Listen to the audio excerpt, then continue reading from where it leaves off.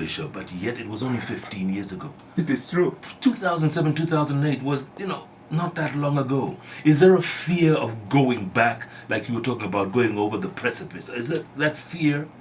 That fear is there. That fear is there, and not just a fear. That possibility is right there. When you listen at the political rhetoric that is going on right now in the country, it's drums of war. Joining us live in the studios, Bishop David Oginge. Bishop, karibu sana. Welcome to Hot 96. Good to see you. Thank you, Jeff. Thanks for your time, sir. Yeah. I know, look, it's been very controversial about the church not getting involved, or why isn't church involved in politics, and politics is it is at a low in Kenya. Of course, someone has to get the blame, and the church gets blamed. Why isn't the church doing enough? Some people ask. Jeff, the church and politics is a very controversial subject because when the church gets involved in politics, they are told, keep to the pulpit, leave politics to the politicians. When the church keeps to the pulpit, they say, where is the church? Why are you not doing something? Why are you not saying something? So it's like an easy punching bag. When people are not finding the way forward, they turn to the church. But the church is one of the most steadfast, I would say, in terms of guiding society on various issues.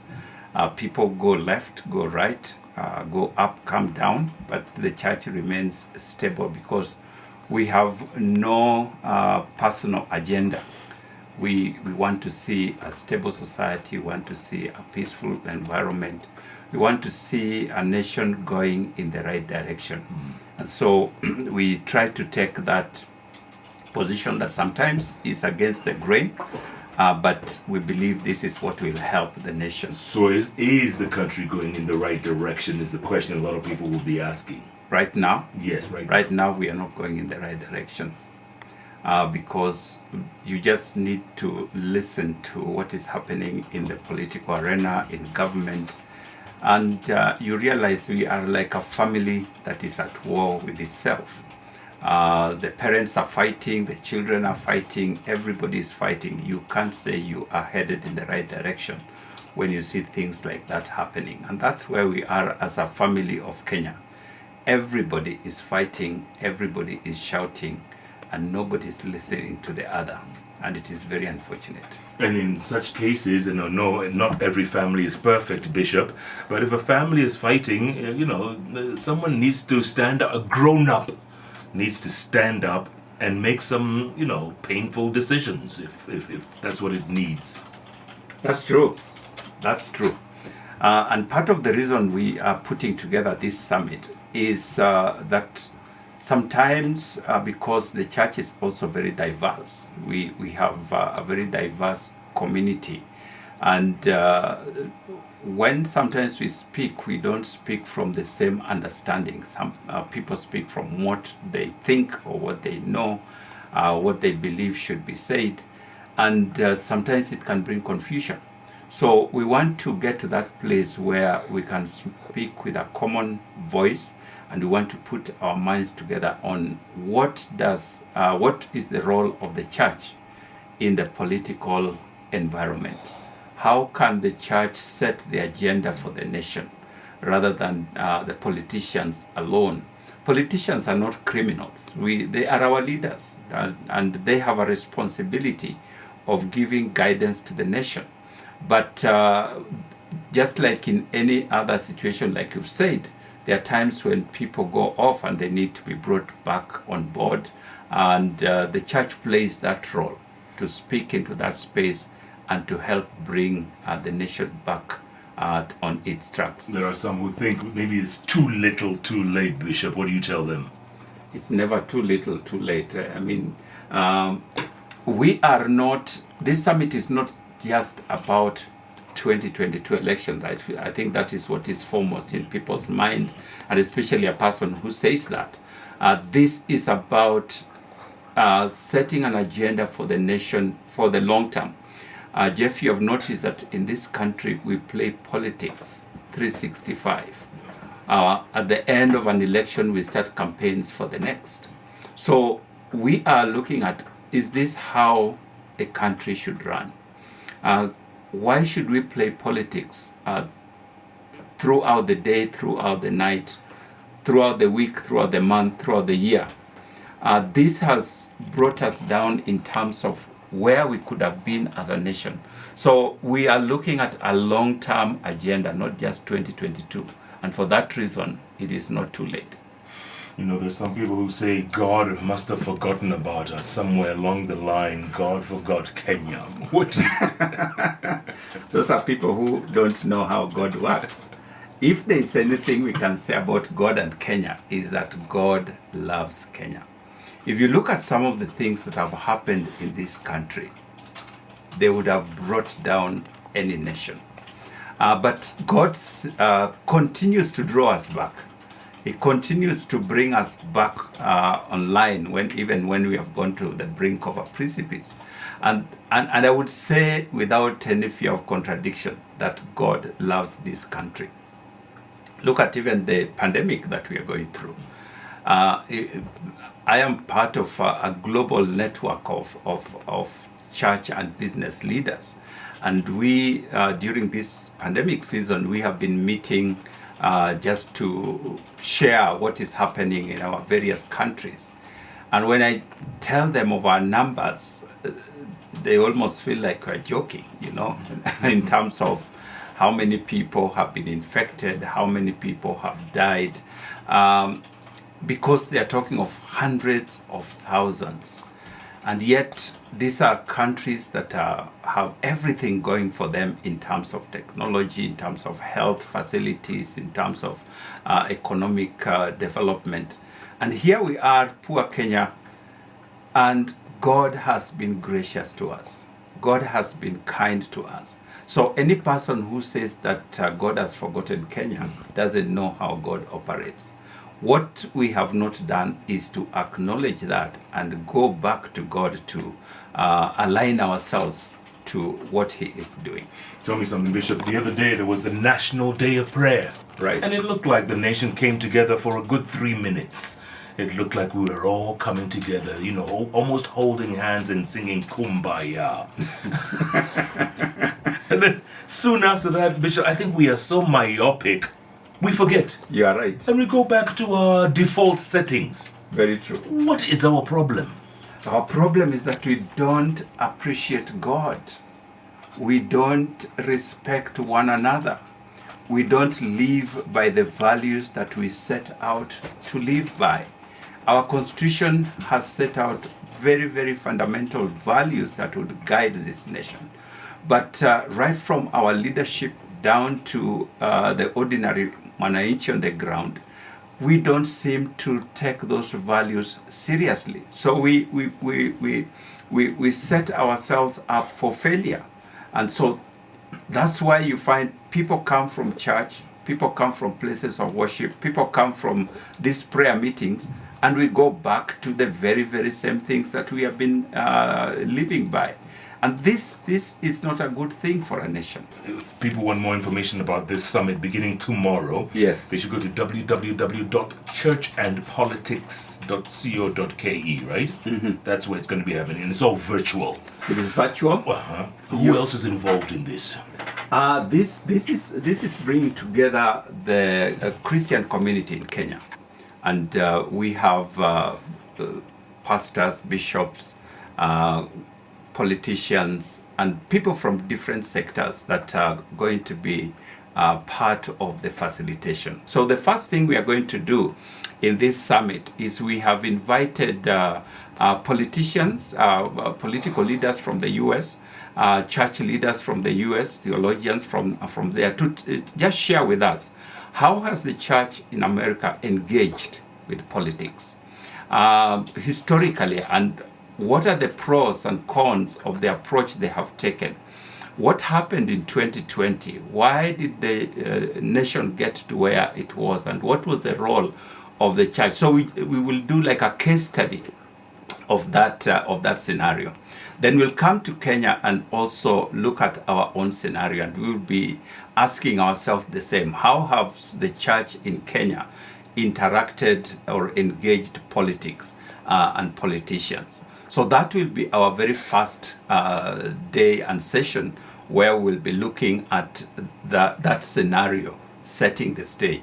The second day, we will be looking at what does the Bible say? How should the church engage politics? Then the third day, we will be looking at what then must we do?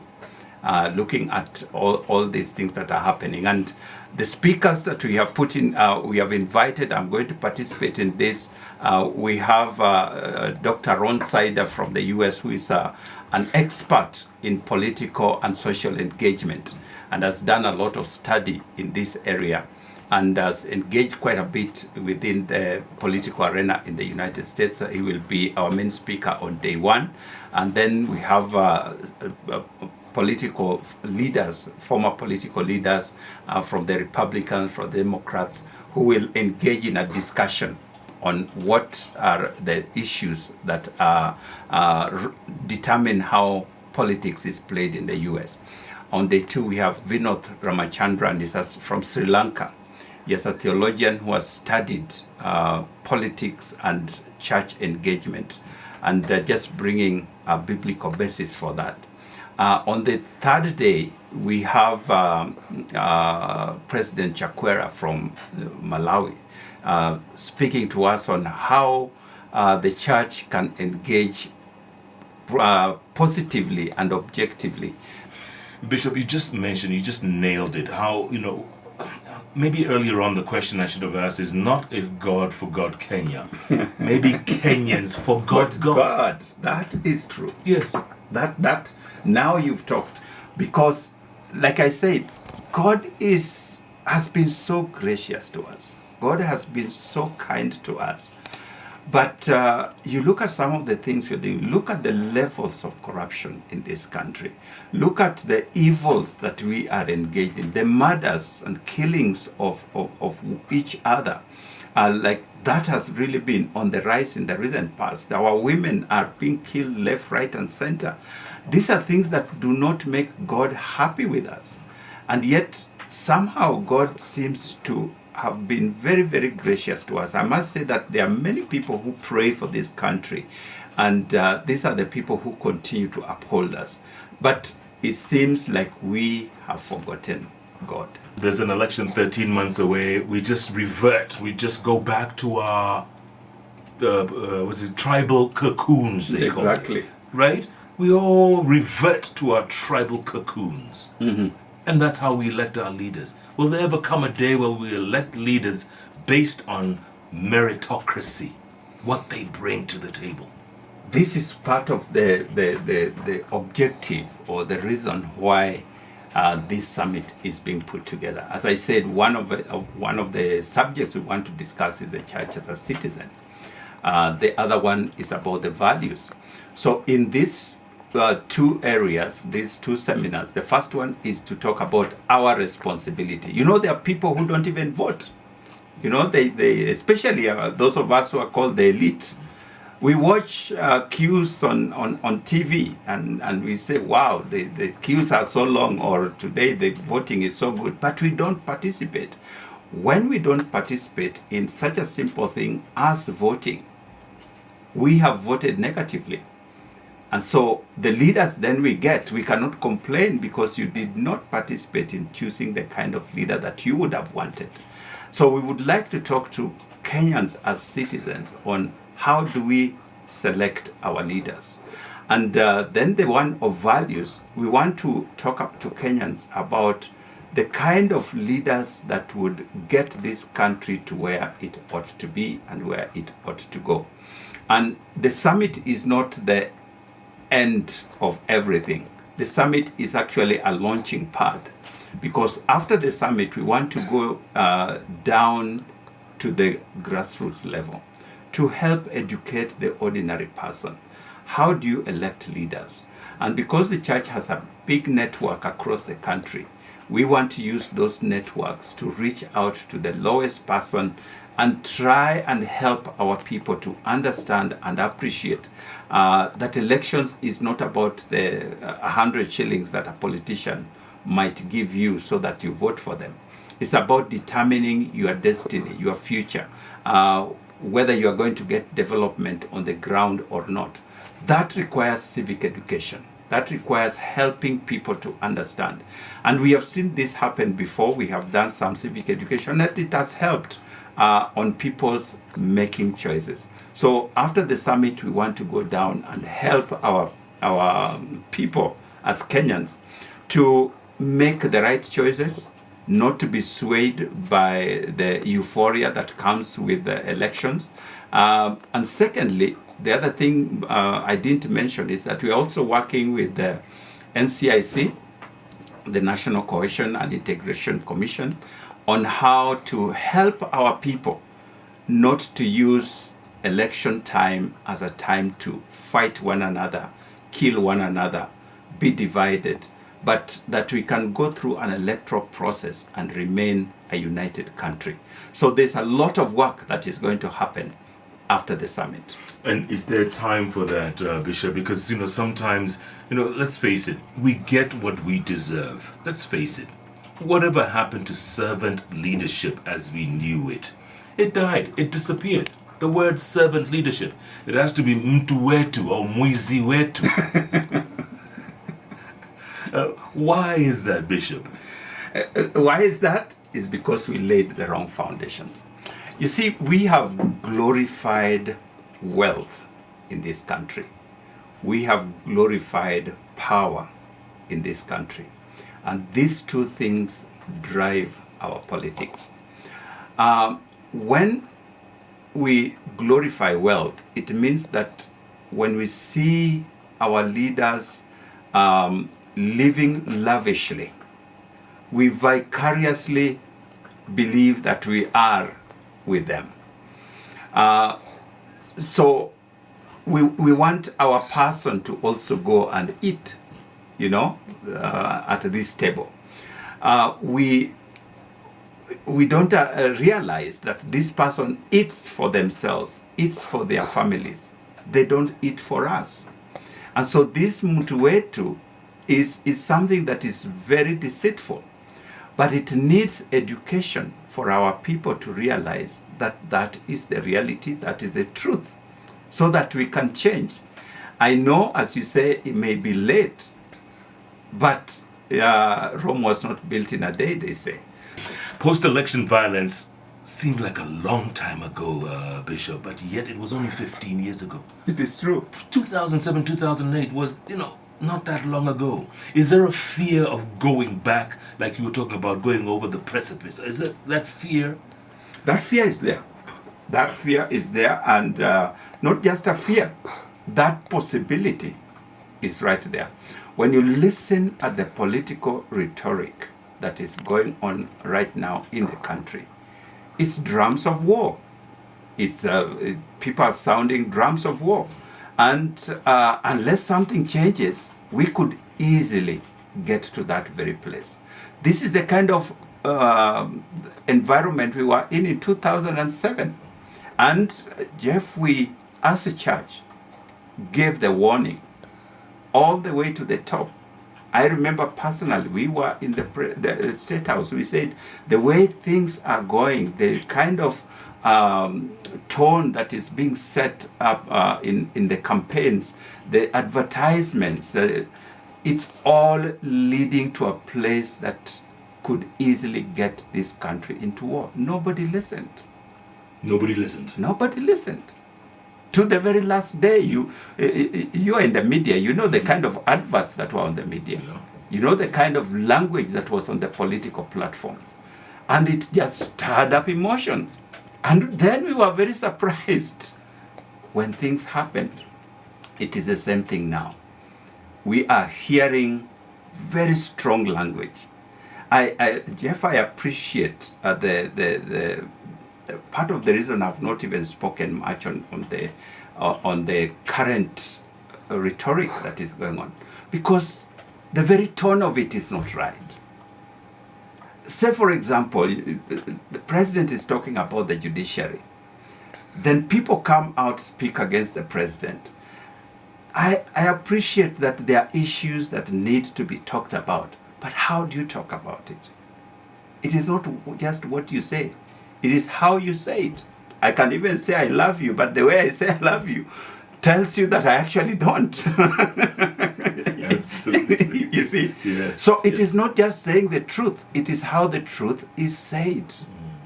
And the way we are saying some truths in this country are setting us up for war. And the other thing I notice, Bishop, is lack of respect for leadership. Exactly. Complete lack of respect. Totally. When did the rain start beating, Bishop? By the way, that is our topic of the first day. The topic of the first day is, where did the rain start beating us? And we just want to look at, how did this happen? How did this happen? Because leadership is a structure that is given by God. And I have said that in Kenya, yes, there are things that our leadership may not be doing right, but we must uphold that office of leadership, because the moment we undermine that and destroy that, we are done. At the end of the day, Bishop, is there hope? Is that when you look around, is there hope for this country, for the next generation, for people who look at Kenya and say, you know what, I would rather, go to Saudi Arabia and be a maid, or, and be subservient over there than live in this my own country? Is there hope? If there was no hope, I would not be sitting behind this mic. I'm sitting here because we believe that there is hope, but that hope needs to be worked on. We need to, first of all, sober up as a people. Let's sober up and realize that we can destroy our own nation, or we can build our own nation. Families that crumble destroy themselves.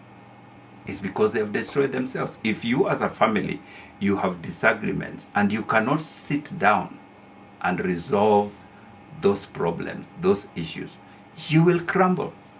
And you can't blame your neighbors. And so you will look at other families that are doing very well, are progressing very well, they are united, they are doing a good work, and you ask yourself, why us? Why us?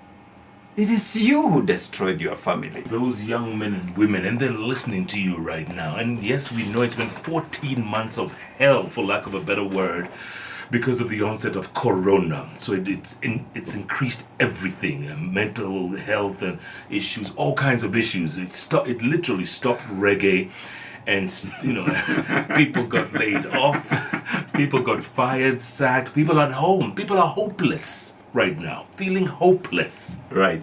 What do you tell them? There's hope. That I began, when you said God has forgotten Kenya, I said that to the contrary, God has not forgotten Kenya.